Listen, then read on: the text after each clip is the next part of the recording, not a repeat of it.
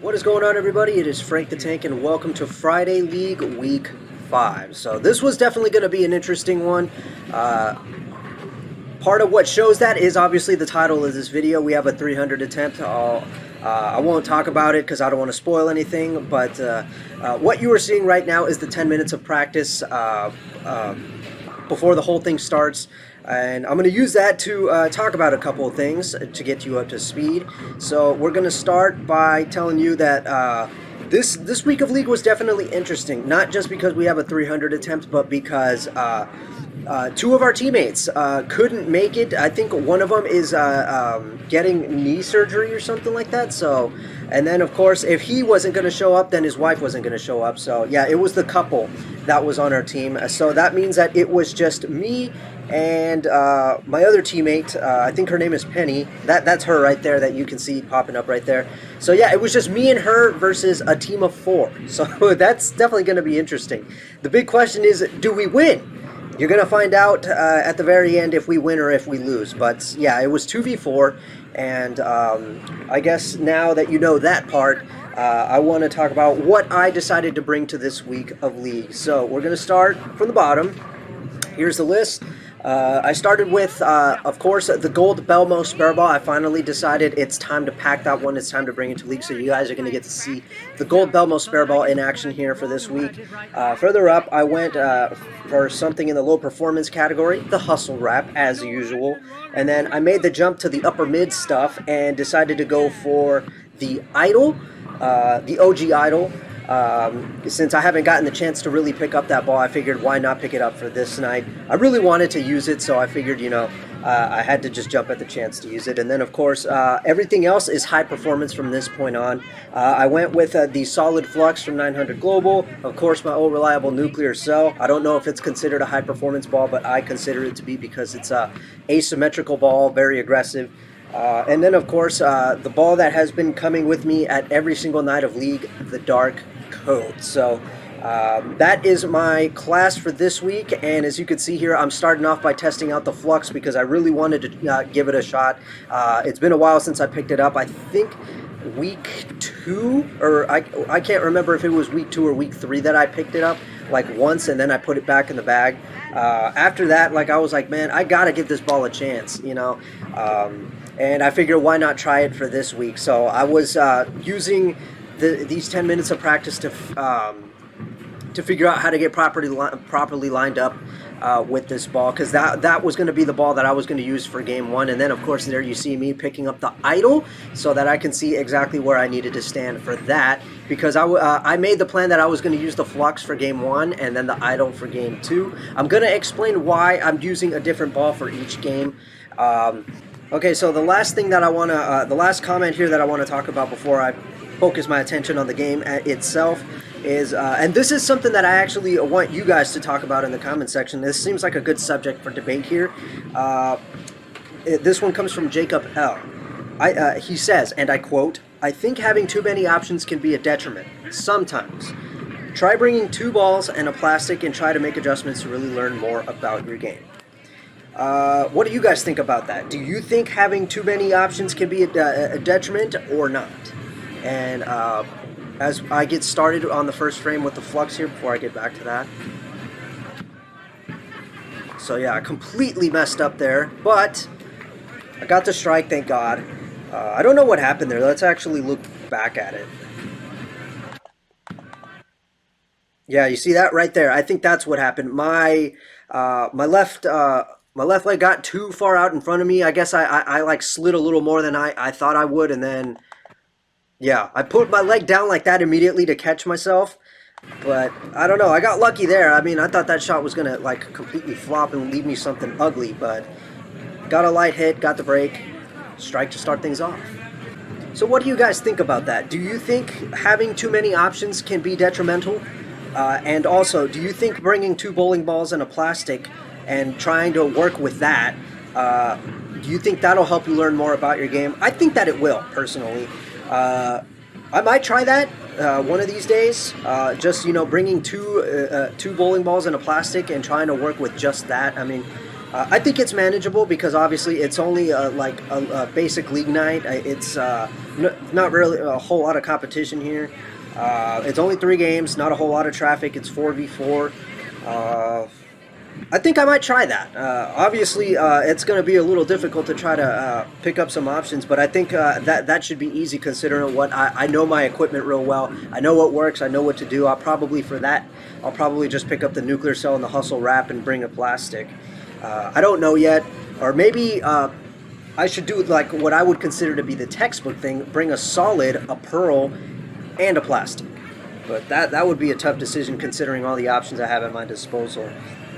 As for the whole part about having too many options being a detriment, I kind of have to disagree with that because you see, one of the big things here is that the lanes are going to change, and you may have a bowling ball that could probably only do 1 or 2 things, and you want to have a bowling ball that is versatile. Like, for example, the Phase 2, that ball is a perfect example of versatility. You can do whatever with it, straight up the boards. It'll probably work as long as you know how to adjust your hand. You can hook the entire lane with it.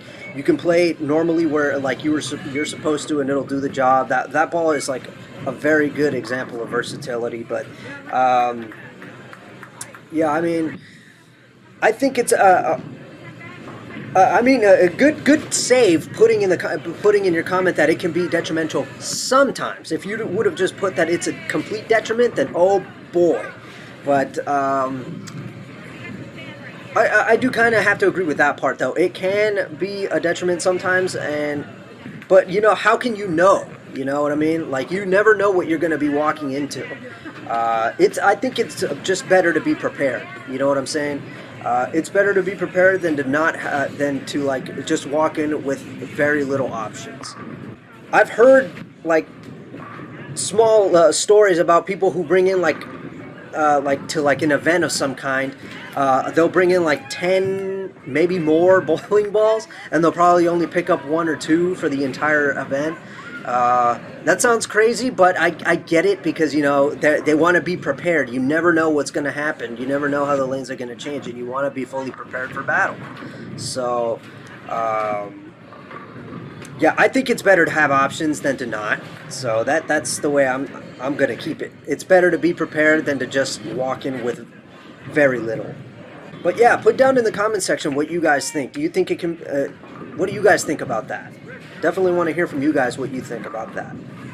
All right, now getting back to the game. So, for this night, I don't know. I felt like I felt good. I didn't feel nervous. Nothing to stress about. The mood was good. I felt great, and I figured, you know what? I'm just gonna have fun with this one. I don't care what's gonna happen. So that's why I made the plan to, like, usually, you guys know what I usually do. I take one ball and I kind of stick with it until things don't feel right anymore, until you know, the lanes start to change in a way that I feel like I need to make a ball change of some kind. But for this one, I decided to change it up. Like I said, I was going to have fun with it. So for this one, I decided I was going to pick up the flux for game 1. I think I was starting on 20 and a half, like I'm doing here. Perfect. I think I saw something there. Did you see that? I think that was the 9 that almost like stayed. But yeah, that's what I decided to do for game 1. And then for game 2, because I'd said I'd really wanted to use the idol, I decided I was going to pick that up for game 2.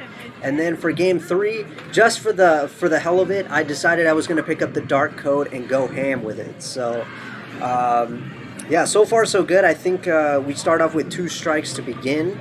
So yeah, I figured it'd be like I said, I did pack the hustle wrap and the nuclear cell, but I told myself I am not going to pick these up. No way, no how. I'm gonna try the flux for the entire game.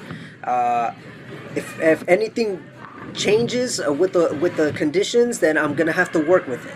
So yeah, I told myself, like, don't you dare pick up that nuclear cell, and don't you dare pick up that hustle wrap. You are gonna stick with this plan, and you are gonna work with it from the beginning till the end. So frame 3 seemed like it was a little left than the last shot on the left lane, but hey, it held. And that's kind of what I like about the Flux. Like a couple of the other bowling balls that I have at my disposal, this one I can not be insanely accurate with it, and it'll still do the job. I still get a lot of miss room down lane. So that's one of the reasons I like this ball. It's not early like a typical solid bowling ball. It's quite lengthy, especially if you look at the numbers. I think the RG is like 2.55. I don't know. I could be wrong. And then I love how it gets around the corner. Nice arc motion. Really, really good for a solid, high-performance asymmetrical ball. And here's frame 4. Kind of a little bit of a hop. And I think I was a little bit slower on that shot, and also it was kind of hard to tell, but I feel like I was a little bit too slow with that shot, and then not only that, I was a little bit more left of my target compared to the last shot on that right lane. So, and this guy ends up getting a 7-10. And if any of you were probably curious as to what he was using the Idle Synergy. They don't make that ball anymore, but there's the gold Belmo spare ball picking up the 3-6-10. And the weird thing is that ball doesn't catch friction like the black Belmo spare ball from last week. It's really weird. That one and the white one, you know, it's really strange that they continue going straight in the direction that I want them to, whereas the black Belmo spare ball, for some reason, it just goes through that, what I don't even know, like skid and flip kind of motion. Or as Gary West said in his comment last week, skid, hook, and roll, I believe. Totally correct on that. That's exactly what the ball did. Skid, hook, and roll. Not with this gold Belmo spare ball, though. So yeah, because it was 2v4 on this night, I didn't have to wait so long in between shots, which was nice. If I didn't mention this before, oh, hang on after this shot right here. Good form. Back on the strike train, very nice. But anyway, yeah, one thing about me and my team is that we're always the last ones to finish, and I think part of that reason is because of the lack of strikes. I mean, I do what I can, but yeah, a part of it is the lack of strikes, and then I guess I don't think it has anything to do with how, like, you know, like, no, actually, no. I think that's what it comes down to. But yeah, it sucks that we're always the last ones to finish. We like this thing starts at 7, and then we get done somewhere between 10 and 10:30. So yeah, for this one we got done before 10, so I was happy about that. But I know for a fact that I am not the only one. I've talked to other people who have felt the same way, that they hate waiting forever for their shot to come up. But I'm glad to know that I'm not the only one. Alright, I believe we're now on the 6th frame. I'm not sure. Great form. And another double. Why don't we toss that one on the grill? Can we make it a triple? Nice knee bend. Ooh, my goodness. How about a late drop in the 7th? Alright, here we go again on the right lane. So, unfortunately for me, the 10 pins were making a lot of appearances on this night. But finally, for once, I was not feeling like nervous about it. Because I'm not going to lie, as you know, with the skill level that I have now, you know, I still get nervous about picking up the 10 pins. Yeah, messed up on my form there, but I still picked up that 10 pin like it was no problem. Horrible form, and that one looked like it. I swear to God, just a little bit higher, and I probably would have left the 4 or something, or maybe even the 9, because that looked like a high pocket hit. All right, I believe this is the 10th frame. I really hope I'm not mistaken by that. Yeah, I don't know what happened there, but I just stuck and I almost lost it. How I was able to strike after that, I don't know, but I did. And one thing's for sure is, I think back in the 8th frame, I knew I was already over 200, so I was like relieved, and I just relaxed with this. I didn't even care. Things were good. I took advantage of the fresh, scored high on a fantastic way to start. That's a little better.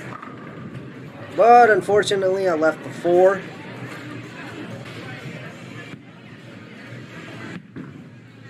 I don't know what was up with me sticking, but I didn't even care that my form was terrible. I was more relieved over the fact that I was picking up what I was leaving.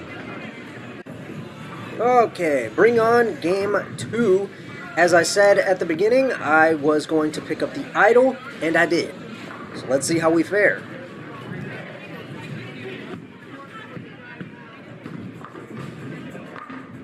Just nicely. Kind of a little slow there. And here we go, getting rid of that. See what I mean? That ball does not catch friction whatsoever. It goes in that direction that I want it to, and it stays there.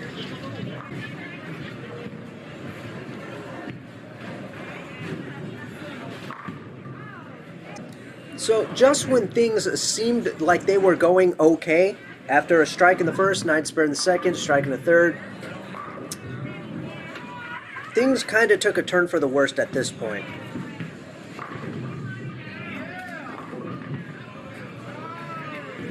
Now, I know for a fact that that had something to do with how I let it go. Because if there's one thing that you guys should know about me is that putting the pin above the bridge and kicking the mass bias and CG over to the right, that's a 60 by 5.5 by 60 layout, by the way, for me, for my numbers. I have trouble with that, and I don't know why. And I have to kind of adjust my hand when I'm putting my fingers into the holes of the ball. I have to like kind of move my hand, you know, to the right instead of keeping it, you know, straight on the ball. I have to go like that in order to be able to get my hand on the inside part of the ball, and to be able to release it the right way and to get it to flare properly. Because of that layout, pin above the bridge, mass bias and CG over to the right, like Belmo likes to do. So I don't know what it is with me, but and it's because I guess I have that habit of getting too much to the side of the ball rather than behind it, if you know what I mean. So because of that kind of layout doesn't really work with me that well, and because of that, those kinds of things happen. So yeah, kind of unfortunate, but I'm working with my PSO to try to figure out how to get around that. But for right now, I guess keeping the mass bias under the bridge or more to the left is what works for me, despite my issue with how I release it. And that's why I go with those layouts a lot. So yeah, pin above the ring finger doesn't really work that well with me. If I kick the mass bias to the right too much, I have to keep it close. Oh, that was lucky. Light hit and somehow still got the 4 to get out of here. But yeah, I did experiment with that. Putting the pin above the ring finger, putting the pin above the bridge, kicking the mass bias more to the right just doesn't work. I have to keep it more to the left, if you know what I mean. It's like, okay, if the pin is here and putting the mass bias more like that, you know what I mean? Way more diagonal or whatever, way more over, that doesn't work. If I keep it more like that, you know, straighten it, then it starts to work for me. And I know this because on my nuclear cell, I have it, let me show you the numbers. The numbers on the nuclear cell are 70 by 4.5 by 55. So that keeps the mass bias more, you know, like that instead of like that, if that makes any sense. And that keeps, and when I let go of the ball, it still flares properly. I can still see all the lines of oil on the left side of the middle finger hole. So glad that I'm able to find a way around that. I still have to do that with the pin above the bridge layout to see if that'll work. See, I put a little more on it. Unfortunately, can't really see it, but there you go. It got back around. So just when I thought things were looking up because I had that double, then this started to happen. Remember what I said about those 10 pins? Gonna start becoming a common occurrence here.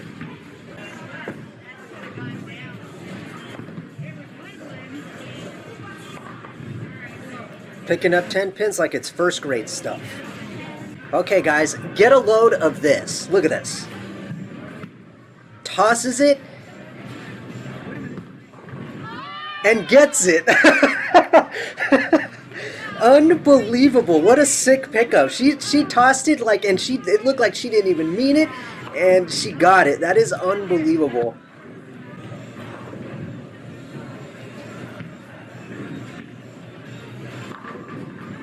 Now that is fantastic. Really great shot.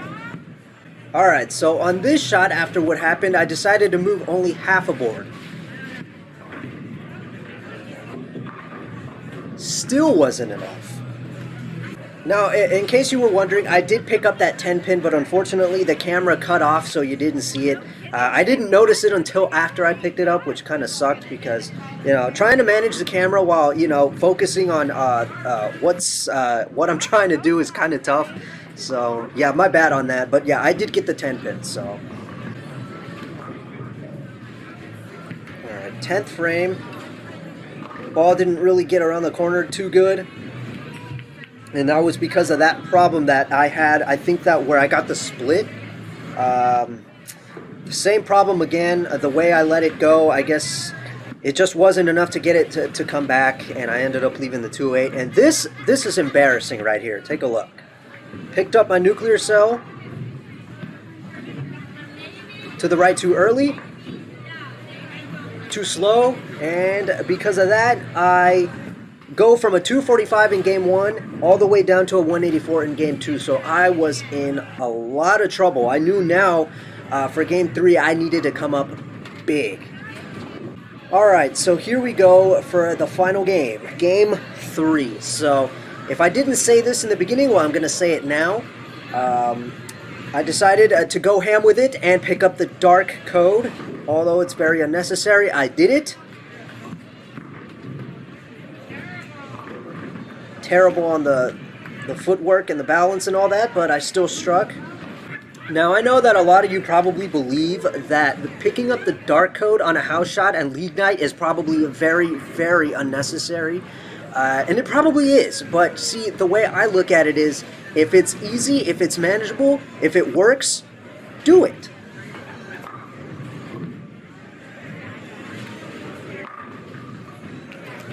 Now, would you believe, I know that is some crazy angle to be playing. Literally, I'm standing on board 30, alright? I'm deep.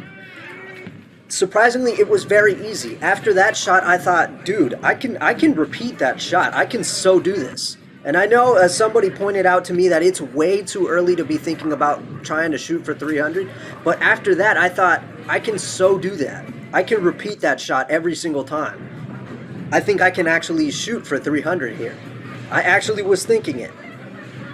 And I know that's laughable, but I mean, when you understand what your ball is doing, like when you know it, when you've paid 100% attention to where you laid it down, where it went through the arrows, how it reacted down lane, how it went through the pins, when you got that like right from the get-go, I think any of you with experience can understand what I mean by this. I mean, I know, again, it seems too early to call, but I just knew. I knew exactly what I needed to do. And for some odd reason, even though I'm that far left, it felt so easy to be able to play that line. That's what it's like playing from board 30 right there. Now that shot was a little more left compared to the previous shot on this lane. But surprisingly, it held enough, luckily. And looking at this now, I find it crazy that on that night, it felt surprisingly easy to be able to execute this type of shot. In my mind, I was thinking that, like, wow, this is surprisingly easy. I could so do this time and time again. I mean, that's weird, right?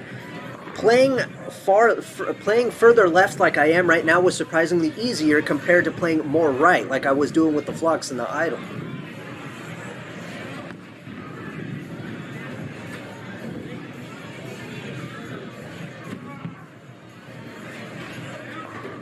I mean, look at that. That is just unbelievable. Alright, I do believe this is number 5 right here. Very nice. More to the right. Got it. Very lucky that I didn't leave the 10, because I saw the way that hit. But I admit right now that I was, after this shot, I was not paying attention to how the ball was leaving the pin deck. And that kind of thing you don't want to do. I was more worried about trying to nail that line, to trying to get that ball exactly where I want it to go. Never do that, folks. Never do that. How about 6 in a row? Nice. Light hit, but I got away with it. Now, that shot in the six that for 6 in a row, that's where I should have been paying attention to how the ball hits the pins, but I didn't. Here we go for 7 in a row.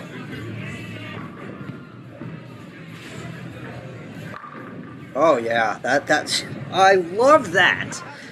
Now I fully admit right now that in the beginning I didn't believe fully that 300 was on the cards. Only a part of me was like, I think I can do this. Okay, it was after this one. You know, usually I'm that kind of guy that loses it at 6 in a row. But when I got the 7th, that's when I started thinking fully. I can so go for perfection here. Once you get the 7th, it's time. Can we go for 8? Oh, of course we can. Can we get 9?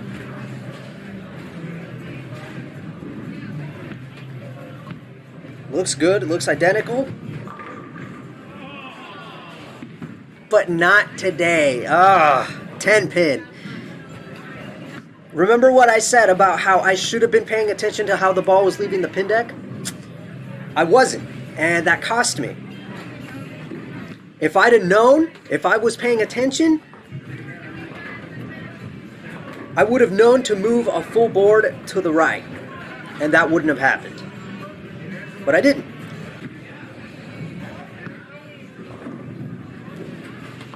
But I didn't let it get to me. And by the way, I don't condone that kind of behavior. That's what I did right there. I admit, I wish I could take it back.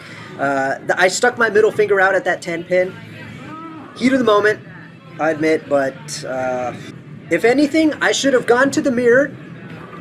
I should have gone to the bathroom, looked in the mirror, and stuck that middle finger out at myself for being such an idiot, for not paying attention. Like I said, I should have made that adjustment. I should have paid attention to how the ball was hitting the pins. I would have known to make that adjustment.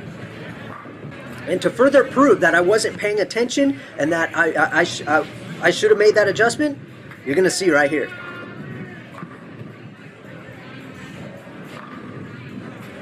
How about another 10? I didn't make the move. I still continued to stand on board 30, like I did on the left lane. I thought to myself, nah, that couldn't possibly happen on this lane, but it did.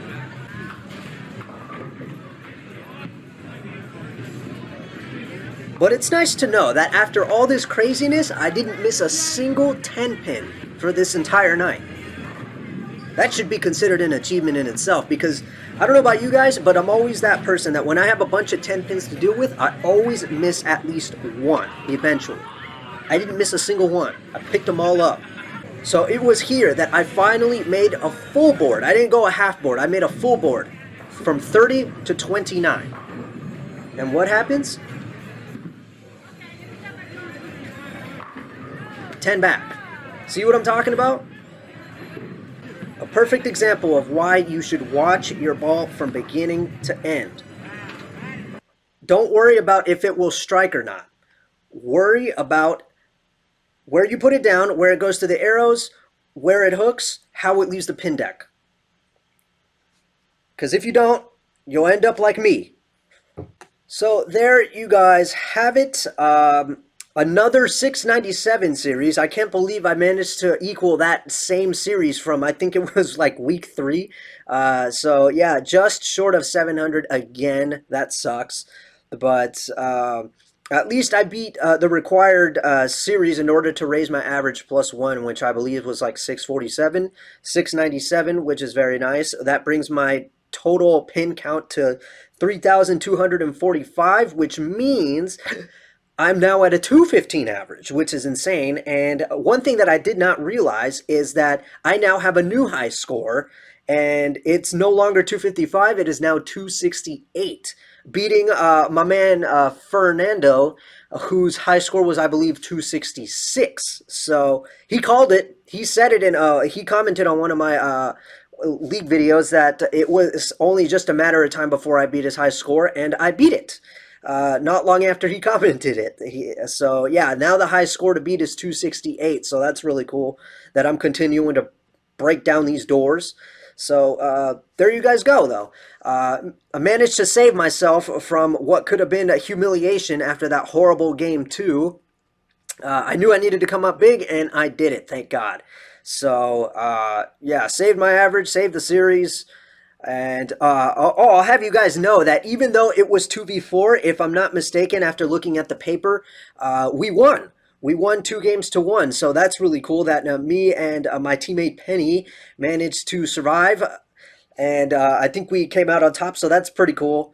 But yeah, no 300, but you know what? That's okay. It's not the end of the world. I'll get him next time. Maybe next week I can probably do the same thing that I did with the dark code and just, try to do it again.